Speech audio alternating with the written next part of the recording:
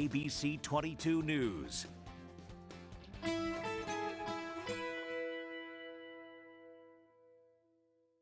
At this place in history, we're on Elm Street in Montpelier with Steve Perkins, the executive director of the Vermont Historical Society.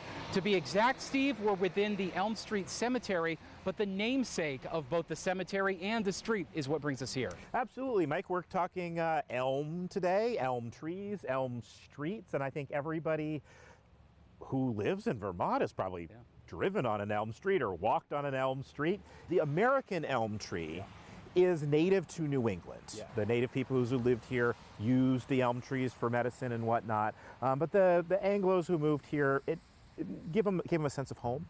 Because there are elm trees in England and they're used for all sorts of things in England. But they quickly found out that elm trees in the US, the American elm, wasn't as good for furniture building or house building or shipbuilding or anything else. People would plant an elm tree when they bought a house or built a house or they got married. And as people from New England moved across the United States, they planted elms as they went, and they became a marker of sorts. Meet me at the elm. Meet me at the elm in front of the courthouse. Or George Washington, signed a treaty under this elm tree. Or Lafayette planted this elm tree when he came to visit. This is a gavel made with the wood of the Lafayette elm, and this was from Concord, New Hampshire. And when it came down and when it died, they chopped it up and gave the wood to various folks, and this was used by a judge in New Hampshire whose family ultimately came to Vermont and ended up with us at the Vermont Historical Society.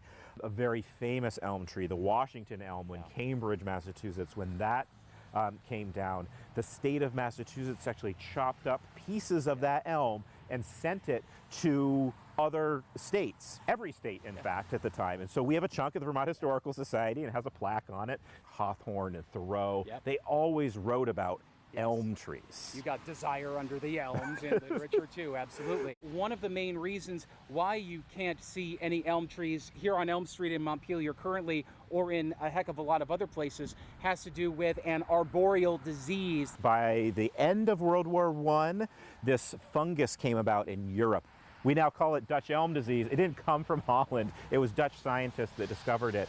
The U.S. tried really hard, Department of Agriculture, not to have that disease come to the United States. So European elm wood, which was sent to the U.S. for furniture making, remember, American elm is horrible for making anything out of, brought the fungus over, and really by the 1950s, it had just exploded and we lost almost the entire elm population here in the United States. There are still some elm trees out there.